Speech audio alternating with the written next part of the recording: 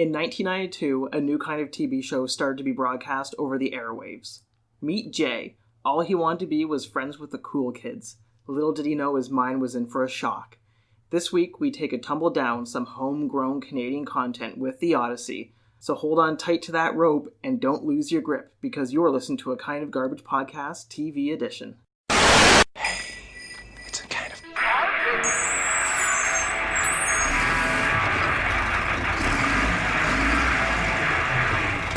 So this week, we're taking a look at, I guess, just the first episode of the Odyssey. A 1992 kids television show that aired on YTV. And I assume it aired somewhere in the US. I have no idea where, though. Did you ever watch this? Yeah, this is one of those TV shows where I have memories of this show, and then it disappeared, and I kind of never thought about it for 6 or 7 years.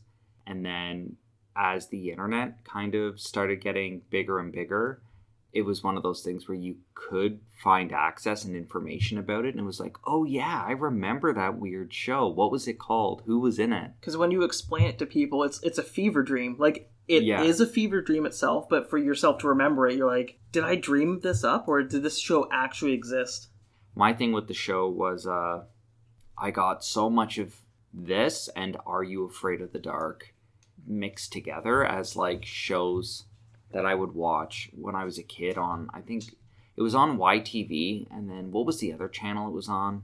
Omni? No. This one, it was produced by Omni. Produced by Omni. I'm trying to remember if it was like on Omni 1 or 2, which used yeah. to be like CHCH, Canada's first multicultural television station. That's the channel I watched it on. Because this is a Canadian made and produced and starred, like this is all Canadian, all homegrown. Yeah. Where does it take place? Like all Canadian television shows, or even American television shows, in the brush of Vancouver. So, for those who don't know, as we said, this is filmed in Vancouver, British Columbia, Canada. There are 39 episodes over 3 seasons. I went through some of the later episodes in the first season just to see how the characters aged. The main character is Jay. The first episode that we watched, he looks like he's, 7, 8? But I think he's supposed to be 12? He's like a prepubescent boy. Yeah, by the end of the first season, he looks like he's 16. Yeah, so you recommended this show, and you've actually given me copies of this show to watch over the years. Look, Cody, fucking watch it. And I know, and I'm bad with watching TV shows, so I always never got around to it. But when we were talking about this, one of the reasons I never watched the show was I always assumed this show was 7 or 8 seasons long. Because my memory is remembering the pilot episode. Just because it has, like, I don't know, the kid falls out of a tree. And that just, like, really stuck with me for some reason. But I vividly remember later seasons of this show where the characters look like they're 10 years older. But you're right, like, they're 2 years older. That's it. Everyone in this show goes through puberty at the same time, and it's hilarious. Yeah, you would have thought, like, hey, when do kids, like, get their growth spurts? Maybe we should film after that happens or a good few years beforehand, because no, they start filming, and this kid is fucking, like, Jack and the Beanstalk. He's like, boop, boop, boop, boop, boop. He's the smallest kid at first. Yeah. I think he's bigger than everyone else on the show. Yeah. We'll dive into the plot of the first episode, which we covered a little bit, and people probably still don't know what the show's about unless you've seen it.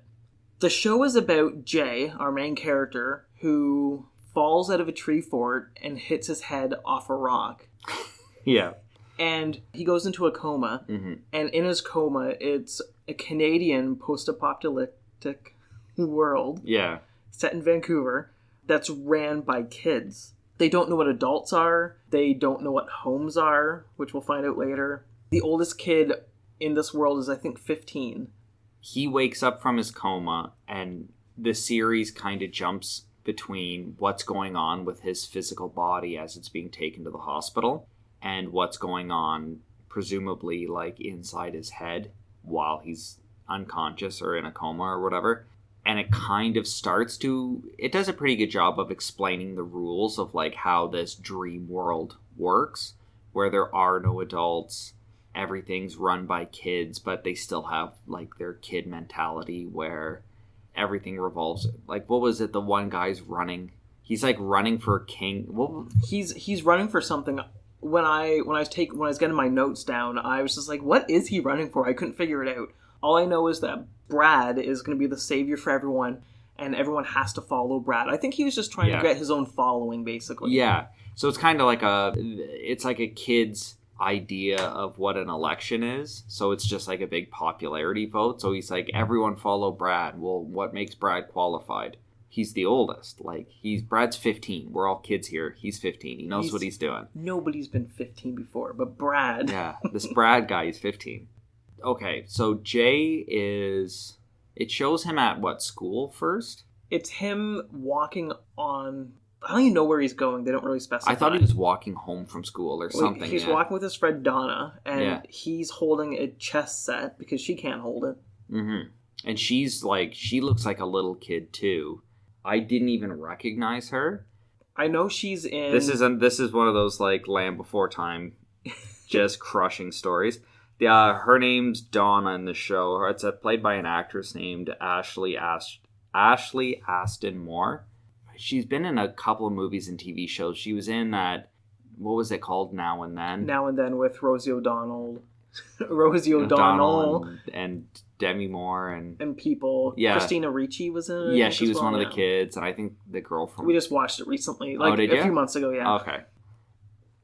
She played one of the younger versions in that, but I've seen her in like a million things when I was a kid. Like, she was a popular child actress, and then I've never seen her again. So when we were talking about this, I'm like, I never realized that was her, and I looked it up, and she died when she was... really young. I think she died when she was like in her 20s. Yeah, when you think of Canadian actors, right at the top is the Philadelphia cream cheese lady, and then this girl. From Peterborough. Yeah. Not this one, the Philadelphia cream lady. Yeah. Yeah, and she's back on TV again. Oh, is she? Yep. Well, she was in... Why were we talking about her? Oh, yeah, you told me... She's in Ernest, bunch of Ernest movies. You told me that the Ernest movies are on Amazon, and we watched one, and she popped up, and I'm like, oh my god, it's her. So many of them. They're doing new commercials with her and a new angel, which is great. She's like, oh, you're a new angel. She's like, come up here. And then the angel goes, well, I'm not Albert. And she's like, oh, long story. So I'm waiting for the conclusion to that story arc. I didn't recognize the Donna character in the pilot episode, but then when we looked her up online, I recognized her character from one of the episodes of season 2 or 3 that I saw, because like, just like every other kid in this show, puberty just hits them like a truck, and they go from looking like 9, and then it's like, tune in next season, and then next season they're 21, and you're like, what? Wait, what? Jay and Donna are, they're playing a game of chess while they're walking, and Donna asked Jay if he's gonna... If he wanted to watch cartoons, or if he wanted to learn some wicked new chess moves from her. Oh, sweet. This is where Keith shows up. Keith is the main... He's an antagonist in the real world, but becomes a friend in the dream world. He comes to see if Jay's going to come to his fort later in the day with his dad's telescope. Mm-hmm. And that's where Donna's like, hey, like, don't... He doesn't care about you. He doesn't want to be your friend. He just wants the telescope. Makes fun of them, like, oh, you guys just want to be together. And then he puts like a pylon cone on Jay's head after yelling into it like a megaphone. And then Jay walks away. And the best thing is that as he's walking away, his dog just decides to take a piss on a tree.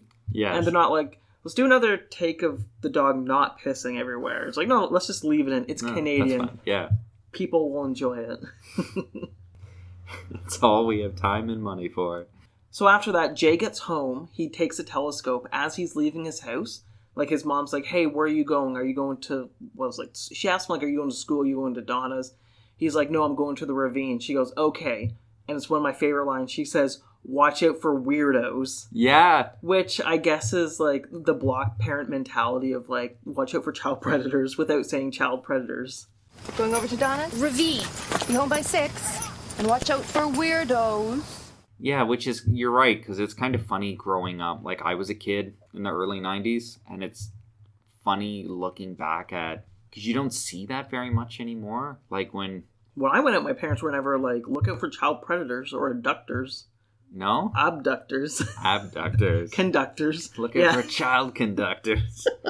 I remember that whole kind of panic of, like, you know, if a car pulls over and says, you know, they have candy, don't trust them. And if someone tries to give you booze or alcohol or whatever, and then like I look back at my childhood and I'm like, no one ever in my entire life has ever like stopped a car beside me to be like, hey, you kids riding your bikes? I only had it happen once. It was myself, my friend Rob. We were walking from my place to his place, and it was in the winter time, and it was like on the highway. I think it's Sir Sanford Fleming Drive is what it's called now. Yeah. We were like crossing the bridge going up, and like this woman stopped her vehicle. It's like, because we were younger. She's like, do you boys need a ride? It's like, it's snowing a lot. And I was just like, oh, we should totally do it. And Rob's just like, no. And I'm like, you sure? And he's like, yes. I'm like, okay. So we're like, thanks. And then we didn't get a ride. You should have got the ride. Where would we be today if we took that ride? It's like the Canadian version of Mystic River. Have you ever seen that? Mystic River? Yeah. No. The premise for Mystic River is somebody's daughter gets killed. I think it's Sean Penn's daughter gets killed. Kevin Bacon is a cop investigating it. It kind of flashes back to like them as kids growing up. And like there's this big traumatic experience when they were kids where like it's Sean Penn, Kevin Bacon, and Tim Robbins. Tim Robbins as a kid gets like abducted. Like a car pulls over and he's like, hey, you guys playing ball hockey? And they're like, yeah, mister. And he's like, cool. I got a really cool hockey stick at home. One of you guys want to come and see it? And then Tim Robbins is like, yeah. And he gets in the car, and then it's like they find him like 2 weeks later or whatever. And he's like, obviously had been like molested, and he's like totally changed. It's funny because there's so many movies where one is, I think, The Sandlot, where they go to the old man's house and they're inside of his house with him. Yeah. Where you're getting mixed messages from movies like, hey, watch out for like strangers, but you can go see that guy's baseball in his collection room. Like it's okay. Yeah. I was just thinking there was another movie too where like that was the premise. Lovely Bones. Yeah, did someone get into a car in Lovely Bones? I never actually watched I've never Lovely seen Bones. I heard it's really depressing. I kind of want to see it. I like a good depressing movie, so I kind of want to see it. No, shit. This is what I love about Hollow you, Adam. Man. This movie's popular Tremors. enough. No, this movie's popular enough that if I described it, anyone else would be like, oh, this movie. And you're going to go, was there a giant worm in it? It wasn't Tremors? Because that's the only Kevin Bacon movie you know. No, Hollow Man. That's true. I watched that with my parents, and when he was invisible and he'd like tweak the one girl's nipple, and I was just like, this is awkward. This is Paul Verhoeven, baby. It's true. No, it was a Kevin Bacon movie where he runs like a boarding home for like boys that are he runs like a juvenile detention center for boys, and these kids push a hot dog vendor's cart down a flight of stairs in like Boston, and then like it lands on someone and kills them, so they all get sent to like a juvenile house.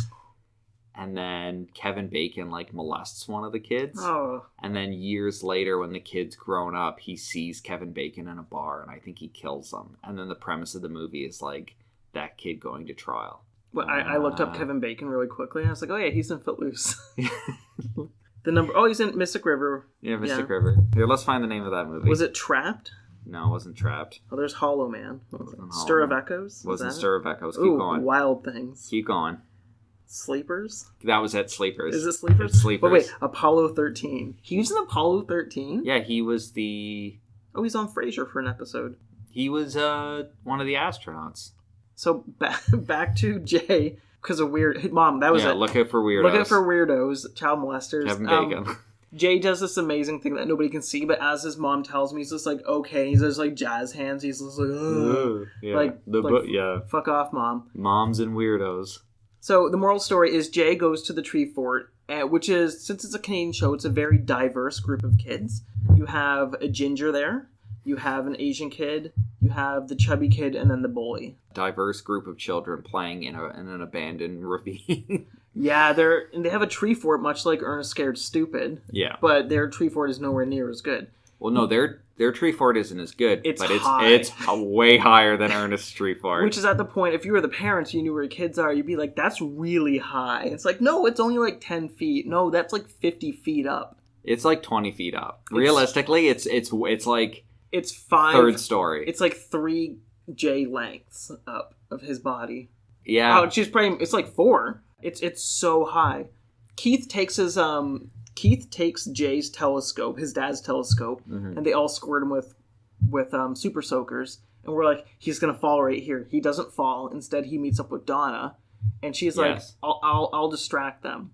And so she walks over to them. We're forgetting the key thing that Donna also has like a non-explained crutch. So she has dual arm crutch, like the ones that have like the C things, like the C clips that hold on to your forearm, and you hold on to handles. So like I don't know. I don't remember that from when I was a kid watching this, but like the Donna character has like, I don't know, spina bifida or something. Yeah, where Keith calls her Jay's goofy girlfriend. Yeah. Because I think they wanted Keith to be mean. Yeah, but you can't be mean to a person with like a disability. Yeah.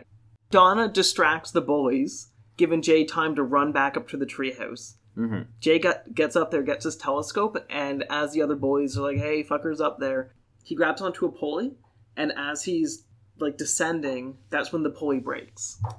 Yeah, so like the bullies have some sort of like zip line system set up, and it's like the ricketiest looking thing, and then Jay's like, I know how I'll beat the bullies, I'll zip line to safety.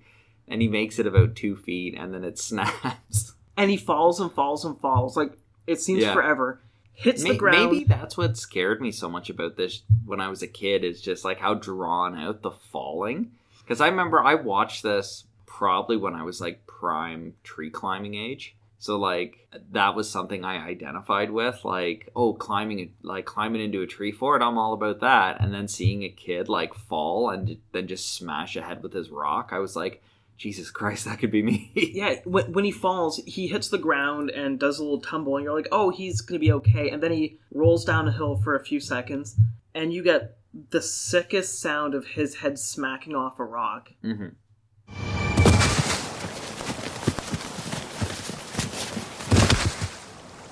Insert smuck sound right here.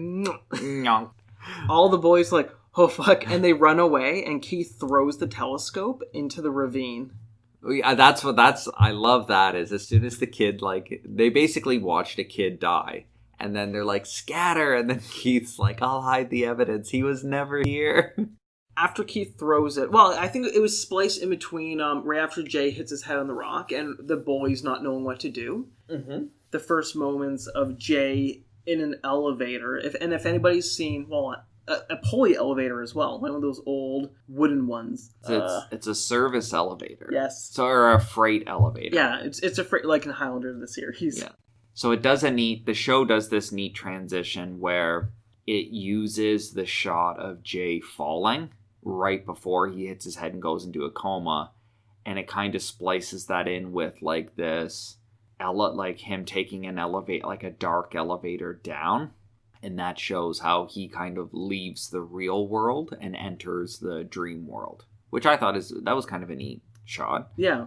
I think the thing I hated the most about this episode is the next scene where they're wheeling Jay around as he's like comatose on the table.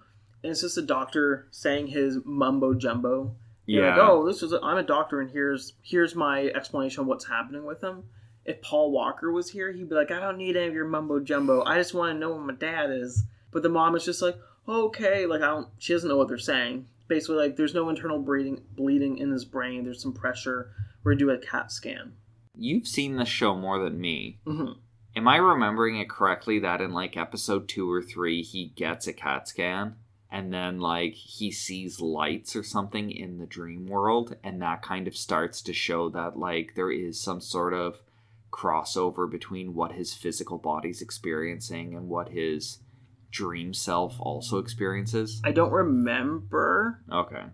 I know that what's happening in the dream world affects the real world. So if he's dying, like the Matrix, if he's dying in the dream world, he's going to die in the real world, which makes no sense, but it's still great. That's classic Inception, Matrix. That's how you do it's like the lazy way for like, if it's all a dream, what are the stakes? And like, you need to have a reason to fear the dream.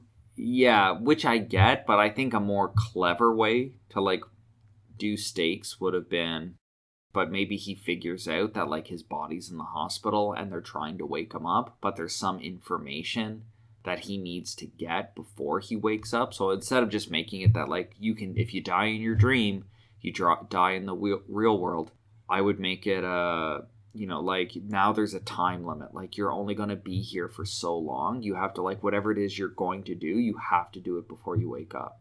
Next is where we cut to the coma world. It has a name. I can't remember what it's called. But it's Jay wandering around Vancouver. Mm-hmm. It's just a suburb. Yeah, it's literally like, what is it, Burnaby or whatever that little subdivision in Vancouver's called. It's just a subdivision. There's asked, like, which one looks the worst? Like, which one's in the worst shape? This one. Yeah. And then they just pay people on a street. They're like, can you guys just park your car on the other street for, like, 2 weeks? And then it's got, like, some kind of lazy post-apocalyptic decor. So you got, like, a couple car shells parked here and there. You got some overturned shopping carts. The biggest thing that we see are back to what we were talking about earlier, there's like 17, 20 vote for Brad posters going on. Yes. Brad, who's running for some type of leader, and he wants all the kids to donate their toys, their batteries, they give them everything in this bin. And that's where Jay sees that Brad has a telescope, and he's like, I need my fucking telescope. Yeah. Out of nowhere, Alpha shows up. Yes. Alpha is Donna's dream character. Or it's Jay's interpretation of what Donna is in his dream. Yeah, world. Because she doesn't need her walking, I was going to say walking sticks. She doesn't, no, stay with that. She doesn't need walking sticks. She doesn't need her crutches anymore. Yeah. So Donna doesn't need her crutches to walk in this world with that character. And that's her telling Jay, like, that's not Brad. It's a fake. At this point, Jay doesn't even mention, like, hey, Donna, what are you doing here? At this point in the show, it's not even, like, I don't even think Jay realizes that, like, the people are made up of the people that he's already encountered in his real life. Because I think, like, I'm pretty sure the kids in the gang were kind of played by the kids in the Tree Fort. Most likely. They didn't really have any dialogue originally, so there's, like, throwaways. But when you get to this world, you can be anybody. Exactly. So I think the world is kind of populated, or Jay puts, like, a face to the people from, like, people in his life. So this helpful character who, like, initially tries to warn him and help, like, he has no connection with Alpha. Like, his first interaction with her is her being like, hey, I need to help you, which is kind of like how Donna is at the start of the show. Like, she's his friend and helping him. So he doesn't reference it, but yeah, she doesn't have crutches in the dream world. And she's trying to warn him that people who are saying vote for Brad have nothing to do with Brad. They just want, like, people to give them toys and Game Boy batteries. Yeah. I guess once Jay feels comfortable that he's like, I want my telescope, like, he runs up and just looks at him and is like, I want my telescope. And the guy's like, you want this? And he pushes Brad over, and that's where Brad has, like, a football helmet on. I think we should mention that. Or, like, he has a helmet on, so you can't tell that it's not Brad. Yeah. And it's actually Flash, who is Keith, the bully from... Yes. The one that... The leader kid from the real world. Alpha warns all the kids that it's not Brad. Like, look, it's not Brad. They all try and get their stuff back, and that's when Jay and Alpha run away. And Jay's just like, oh, I got my stuff. And then we cut back to the real world because the way the show is with the coma, you're kind of back and forth. Yeah. Donna gets the telescope back from the lake with the help of Keith now, because Keith is like, I feel bad. And she's just like, she's spread out, like, on a rock, like on a 90-degree angle, because it's her body. And I think she's using one of her crutches to try and get the telescope. Yeah, to fish it out, yeah. Yeah, it's like, but like, it doesn't have, like, a little claw on the end of it, so you can't really do anything. So... So Keith grabs it and gives it to her. He's like, I feel bad. It's like you should. You put your friend into a coma. Yeah, well, I think Keith is set up to be like a bit of a bully character, and I kind of remember this in later episodes. If we we'll talk about this, obviously, if we watch any more of the Odyssey. Keith's kind of story arc is that he now feels regret and, like, takes responsibility for what happens. Like, I remember in later seasons when Jay's in the hospital, like, Keith goes to see him and Keith, like, hangs out with his mom and everything. Once Donna has retrieved the telescope, she goes to the hospital to give to Jay's mom.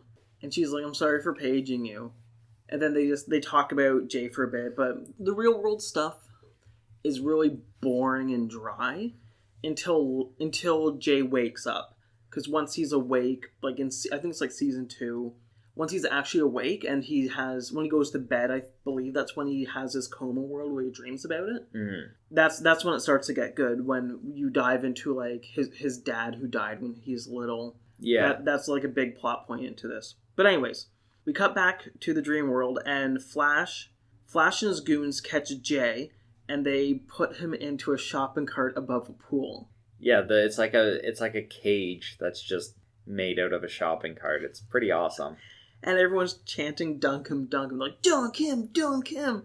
I don't know, like, it must be that child mentality of, like, hey, when your mom tells you, it's like, hey, don't get dirty or wet. And this was a big thing when you were a little kid. Yeah. If kids have water guns and they be chasing you, your first reaction is, I'm not allowed to get wet. Which I do remember as a kid having water guns, and kids would say that. One kid complained, actually his mom complained to my mom, saying that we got his clothes dirty. And my mom was just like, it's water. And like, yeah, but they put dirt in the water. Which, one, we would not put dirt in the water because it would clog the super soaker. They're shooting dirty water at me. And my mom was just like, that dirt was already there. And I was like, you're already dirty, kid. Anyways, so Jay, it's Jay and Flash, like, almost like bargaining, like, don't dunk me. It's like, we dunk everybody. And Jay's like, I need to find my way home. And the Flash goes, he, like, looks at this guy's hold his hand. He's like, wait, hold on, guys. What is this home? Yeah, what's a home? And Jay's like, it's where you go to be with your family, with your parents. And Flash is like, parents? Like, because there's no adults. They're like, What is this home you speak of? Parents? What are those? Adults? Those don't exist. Don't break it! It's my father's and I have to get it home. Father? Home? Yeah, it's supposed to stay in the house. What are you talking about? You know, home. You know, family. Home. So Flash wants to hear more from Jay. He's like, this is really interesting, guys. We need to do some research and figure out what he's talking about. So he's like, let's let him out. And that's where this other kid comes up. He's like, no, we have a perfect record. Everybody gets dunked. And then he goes, if you don't dunk him, then you're going to go in too. We're not dunking him. What do you mean? We've never spared anyone. We got a perfect record. That kid gets dunked. And if you don't pull the lever, you're going in with them. And straight away, that kid just walks over to the lever and dunks Jay. Yeah. So you're like, okay, so you told Flash, like, you're going to get dunked as well if you don't do it. Dunk Jay. Jay disappears into a bubbly vortex of water. Yeah. And goes to a warehouse. At this point, when Jay pops out of the water in the warehouse, it's just his mom standing on a staircase being like, you should come home. And Jay's like, I have to get Dad's telescope. I have to go back. So Jay had the opportunity to go back home. Yeah. They literally could have closed this entire TV series in one episode. Well, that leaves a little open where I don't know if I interpreted that as him seeing his mom saying "come home" as like "wake up." If it was like because he's drowning. If it was just like him blacking out, and it was like a near-death vision where it's like, just let go. Like, you don't need the telescope, just let go. Yeah. And then the telescope is like, no, I gotta fight. I gotta live. And then he dives back underwater and then pops out of the other vortex back to where the kids are. And they're like, I think he drowned, because the whole thing, it wasn't to kill him. It was just to get him wet. Yeah. Like, it's so bizarre. They're like, I think he's dying. He might be dying. Like, that was so weird. Like, they're not trying to kill him. They just... Well, it's like a precursor to, like, those ISIS execution videos. Where they just put a guy in a cage and then lower a metal cage and lower it into the water. And you're just like, wait, how did you not know this was going to kill him? Yeah, Jay is, I guess, drowning. Like, his body's, like, spasming. Yeah. They're like, oh my god. If his heart... If some like, meter on their hospital equipment goes over 30. Yeah. Like, if he goes over 30, he's gone. And it's like at 32, and they're just like, uh-oh. It's like, should he not be dead already? Yeah. When he's talking to his mom, after he tells her, I have to go get the telescope, she again tells him to watch it for weirdos. Yeah, that's... Yeah. That's the Canadian theme of pedophiles. Yeah, that's the block parent mentality. Mom, what are you doing here? Jay, come up here. We have to go home now. I can't. Not without Dad's telescope. I've got to go back and get it. Jay! Whatever happens, I'll always love you. I'll always be here.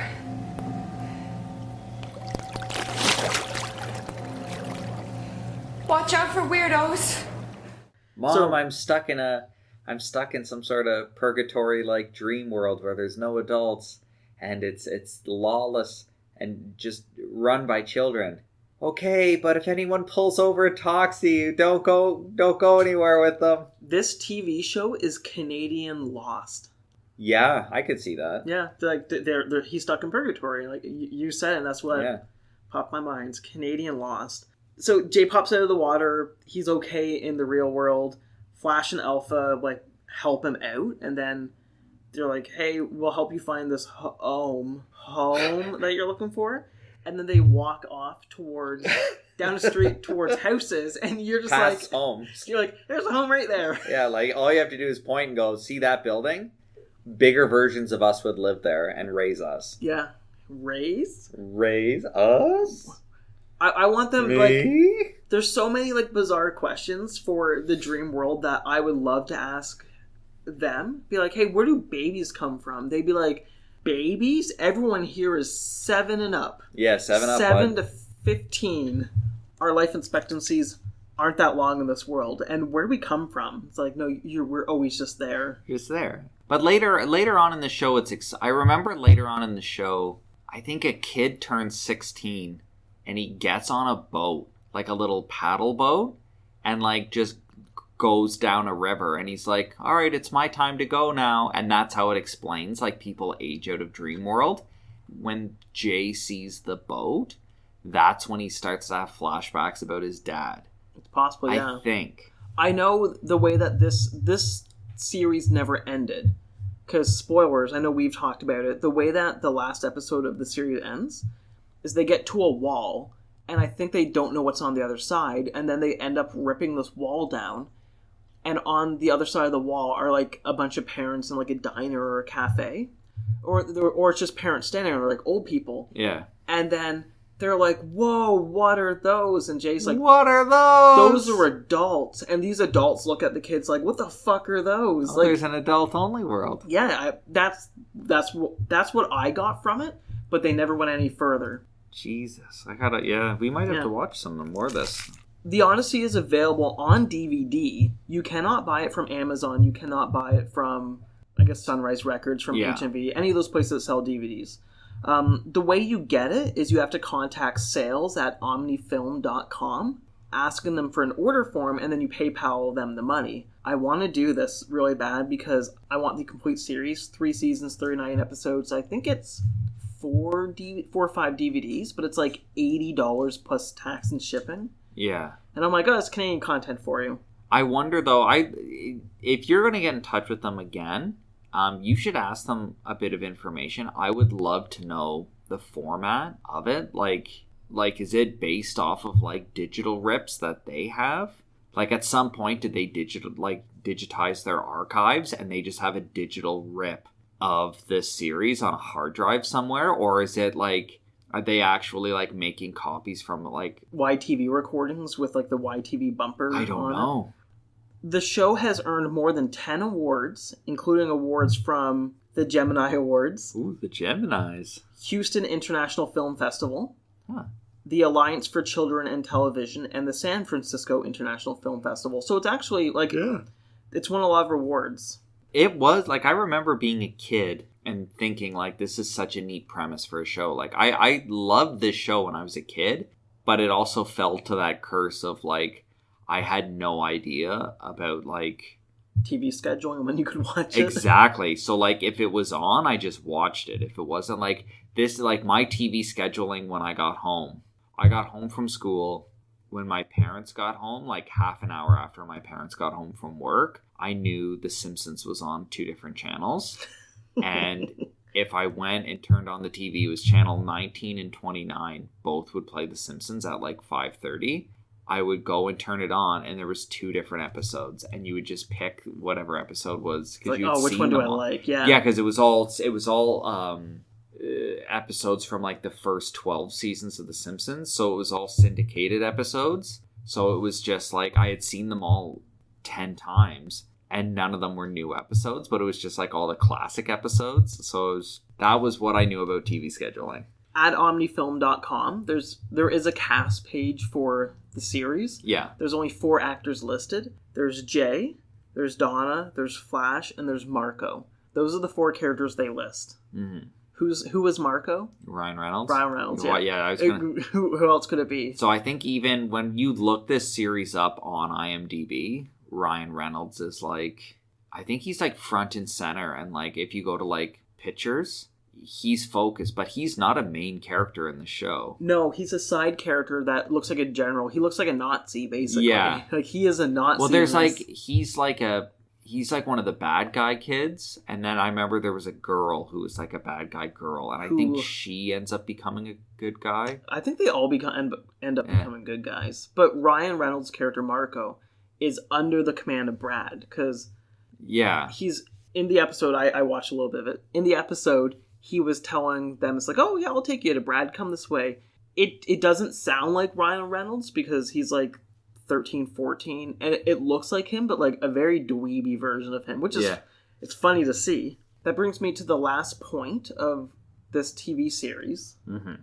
On June 13th, 2006, Marvel Media and Omnifilm Entertainment announced they are joining forces to develop their newest scripted series, The Odyssey. The Odyssey is an adventure comedy series about a group of kids who wake up to find themselves in a mysterious forest called Downworld, without knowing why they are there or how to get home. With no adults to guide them, the kids quickly learn how to take care of themselves as well as each other, and to enjoy this curious and exciting world while they continue to search for a way home. And that was 14 years ago? That was 2016. That was 4 years ago. Oh, 2016. Yes. Sorry, I thought you said 2006. The president of Omnifilm said, we are very excited to be working with Marvel Media to update and reboot our Odyssey franchise for a new generation of tweens. It's a really cool premise that you could do a lot with. Yeah.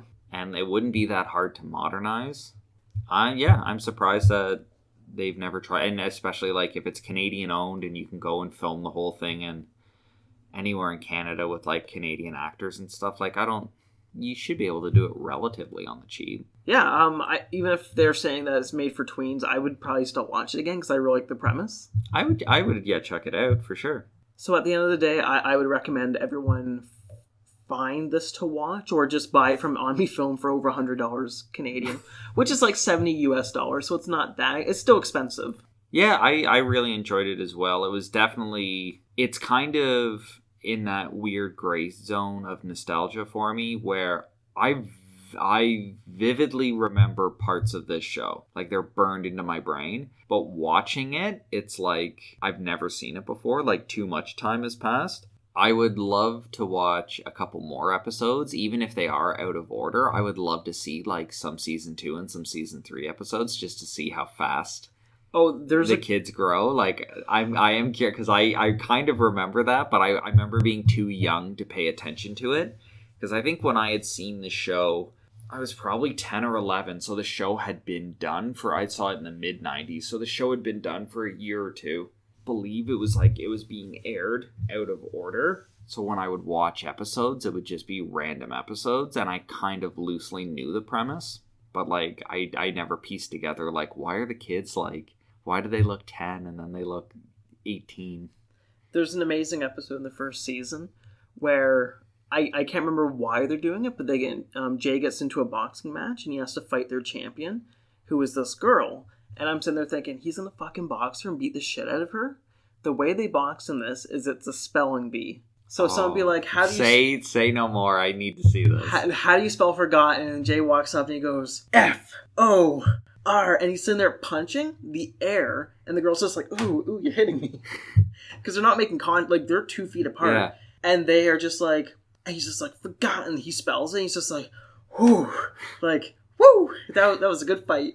And they do this over and over, and they're getting exhausted by spelling words. That's awesome. And they're pretending to, like, they're airboxing nothing. And you're just like, okay, I get this. Like, you're trying to convey violence while using brains and not, like, smacking each other over and over again. So, where would you rank this in our TV shows? What other TV shows have we watched? We've watched Clerks, the animated series. I would put it above Clerks, the animated series. I would as well. I love Clerks, but Clerks is 6 episodes, like a guilty pleasure. It's not a great series. It's super fun if you like that subject matter. But the Odyssey, for the 3 seasons, you get great stories, an amazing world, which no one really does anymore. Yeah. And yeah, I would put this number 1 as well. Maybe I will get us to watch for one of my picks in an upcoming episode, that weird NBC King David modernization show. I think it was, what was it called? Kings or Kingdom? Or I told you about it one time, and I'm like, it was really weird, and for some reason I sat down and watched it. I'm like, this was actually kind of neat. And then I never heard anyone talk about it ever again. So, on our next episode of the TV edition, we shall watch Kings or Kingdoms, whatever it's called. We will find it. Yeah, we'll find out what it's called. All right, that's it for this week. Thanks for listening, and hopefully we can find King or Kingdoms. Something, yeah. Yeah. I remember some of the actors, so we'll have to, like, reverse search it by IMDb. That's true. All right, thanks for listening. All right, thanks for listening. As always, you can find us online through our social media accounts on Twitter and Instagram, both at A Kind of Garbage. You can also email us at akindofgarbage@gmail.com with any questions or comments you may have. Be sure to check us out at akindofgarbage.com, where you can find links to our Twitter, Instagram, and YouTube pages, as well as our Patreon page at patreon.com/akindofgarbage, where you can get access to our private Discord channel and Patreon-exclusive podcasts. Thank you again for joining us, and be sure to tune in next time.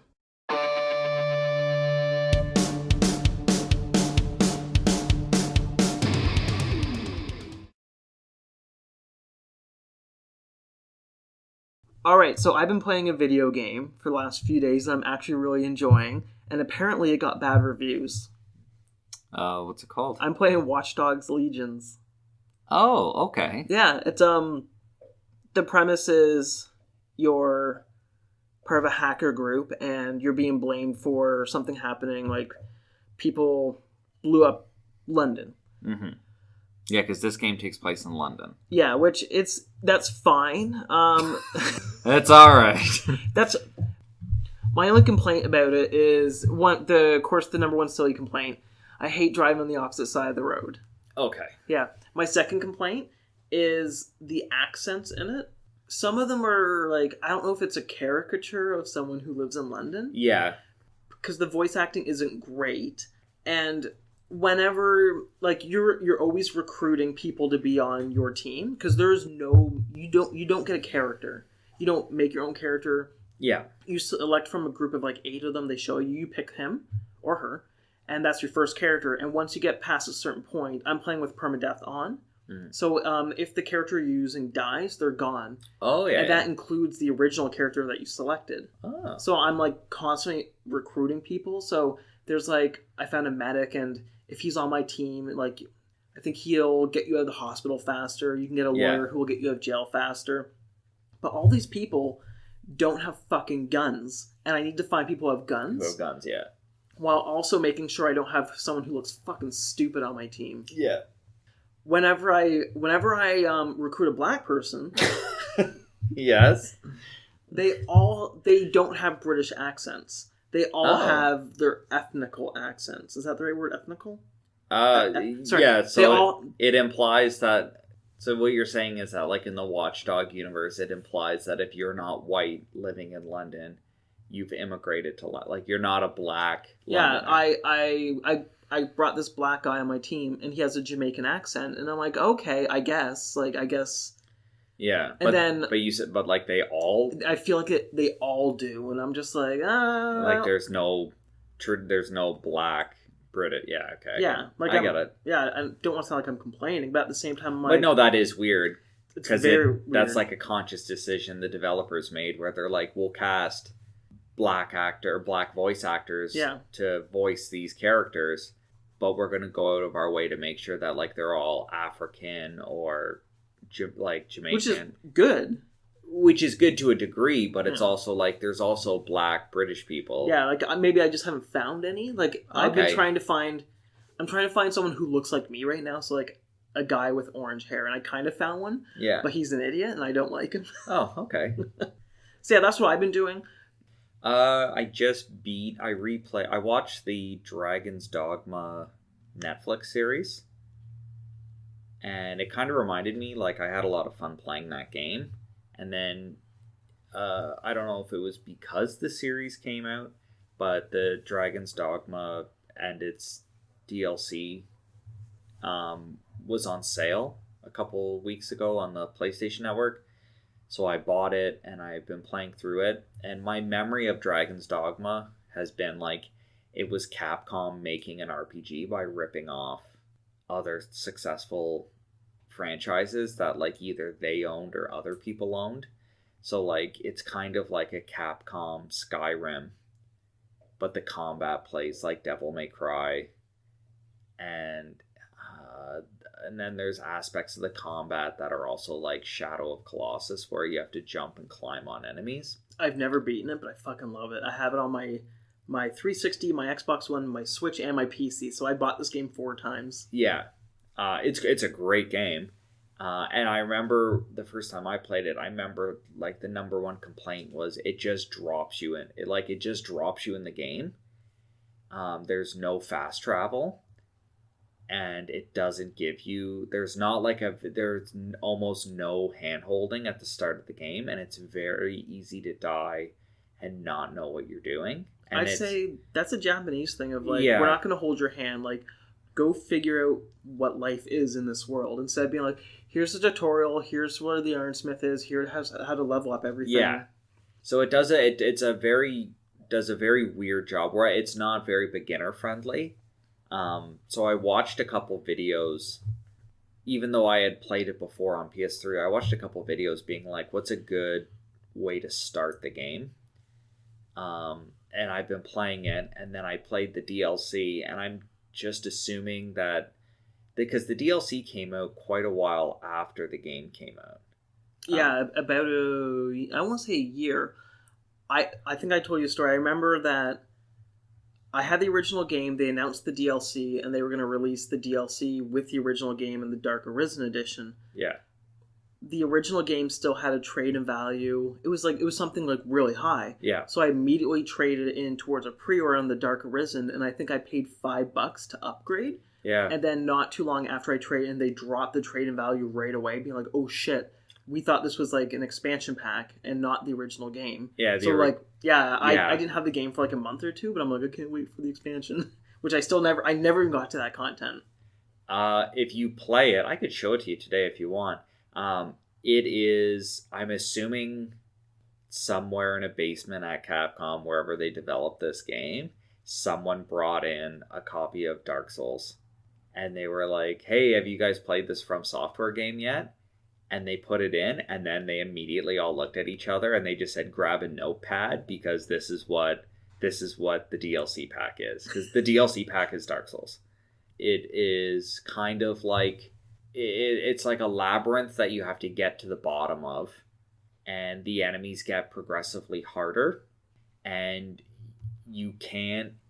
there's no like fast jump. Like once you're in the labyrinth, you're in, and you have to find these items called life stones to jump back out of the labyrinth. So it kind of makes it hard. It's not like running around and then just visiting shops and cities and vendors to like get stuff. You have to plan out like all your runs. Mm-hmm. As you're playing and you're killing enemies and leaving like their bodies around, attracts like scavenger bosses. So as you're playing, it kind of does this screen effect to show that like you're in Demon Souls, it would be your world's being invaded by an enemy player. In Dark Arisen, it's like your world's being invaded by a mini boss. Mm-hmm. So you can just be playing the game, and at any, like, even if you're already fighting a boss, a mini boss can just get summoned into that boss fight. I did one fight. And then when you beat the labyrinth, instead of just being like, hey, you beat it, it kind of unlocks like a remix mode where it makes it even harder, and it makes it so like the mini bosses get summoned at a higher rate, and that it changes all the bosses and makes them harder.